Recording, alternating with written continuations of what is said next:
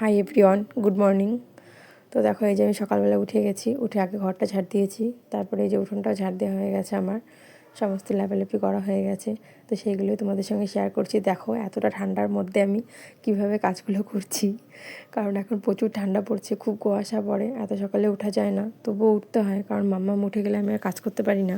তো সেই জন্য ও ঘুমিয়ে থাকতে থাকতে আমি কাজগুলো করে নিই, কারণ মেয়েকে সামলে সংসারে কাজ করা যে কতটা অসুবিধা, যাদের ছোট বাচ্চা রয়েছে এই ঠান্ডার মধ্যে তারাই বুঝতে পারবে।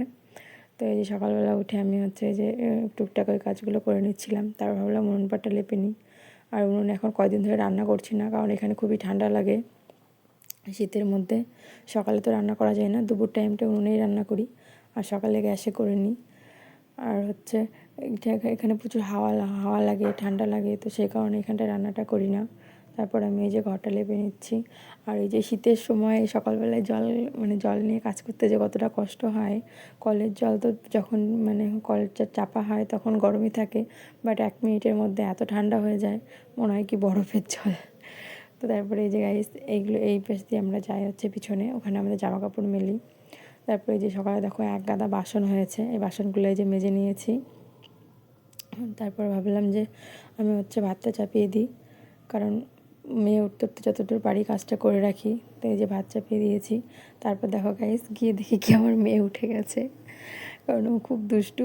আমি যে গিয়ে বলেছি মা ঐশী উঠে গেছে, আর আমার কথা সঙ্গে সঙ্গে শোনার সঙ্গে সঙ্গে ও উঠে গেছে, দিয়ে বলছে কি নেই নেই। ও খুব দুষ্টু, সবসময়ের জন্য ওর মাথায় দুষ্টু বুদ্ধি থাকে।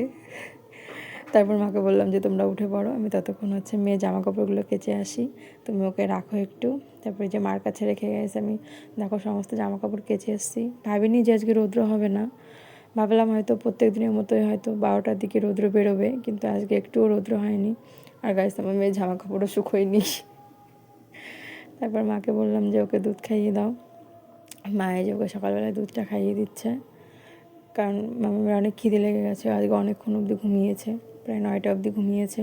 তো মাকে বললাম যে ওর অনেক খিদে পেয়েছে। তারপর আমি এর জন্য সকালবেলা একটু সিদ্ধ ভাত করে নিয়েছিলাম, আমাদের সিদ্ধ ভাতই বসিয়েছিলাম সকালে। তো এই যে আলু সিদ্ধ, কুমড়ো সিদ্ধ, আর মামাকে আমি সব রকম সবজি খাওয়ানোর চেষ্টা করি, কারণ সবজিটা খাওয়া ভালো। তো ওখান থেকে অল্প একটু ভাত নিয়েছিলাম, আর ওই সবজিগুলো দিয়েই ওকে যে আমি সকালে খাইয়ে দিয়েছি। তারপর আজকে স্নান করাইনি, রৌদ্র ওঠেনি, একটু মুখ মুছে ফ্রেশ ট্রেশ করে দিয়েছিলাম। তারপরে যে ও ঘুমোচ্ছিল, তো ওকে ঘুম পাড়িয়ে রেখে আমি দুপুরে রান্না করতে চলে গেছি।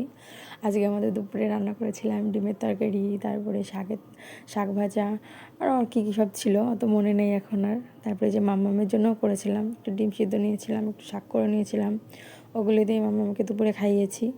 তারপরে যে মাম্মাম খেলা করছে আমার সাথে, আমি আর মাম্মাম একটু খেলা করছিলাম। ওকে বারবার বলছি যে মাম্মাম ওখানে যে যায় না, তো সেই ওখানেই যাবে, কারণ ওকে যেটা বারণ করা হবে ও সেটা বেশি করে, ওটাই ও ভালো করতে পারে, যেটা বারণ করা হবে সেইটা। আর এই যে বারবার দরজার ওখানে যাচ্ছিলাম, বললাম যে তুমি পড়ে যাবে, আমার কাছে আসো। তো ওই যে বারবার ওখানে যাচ্ছে, আমার কাছে আসছে, আবার ওখানে যাচ্ছে, এই করছিল। তো এই যে মামি একটু খেলা করছিলাম, ভালোই একটা টাইম স্পেন্ড করছিলাম। তো মামার সঙ্গে অনেক খেলা করলাম। বিকালে আমি আজকে ঘুরতে যাইনি, কারণ বাইরে প্রচুর ঠান্ডা ছিল, নাহলে মামা আমি প্রত্যেক দিন বিকালে ঘুরতে বেরোই, কারণ মামামের অনেক মজা লাগে, ও আশেপাশে পরিবেশটা দেখে, সবার সঙ্গে অনেকে আছে ওর সঙ্গে কথা বলে, অনেকে কোলে নেয়, তো ওইগুলো মামামের খুব ভালো লাগে। আর আমিও চাই যে আমার মেয়েটা সবার সঙ্গে মিশুক, নাহলে বাচ্চারা একা একা থাকলে অনেক সময় নতুন কোনো মানুষ দেখলেই কান্না করে দেয়। তো আমার মেয়ের ক্ষেত্রে এটা প্রথম হতো, ও কাউকে দেখলেই কান্না করে দিত, বাট এখন সেটা আর করে না।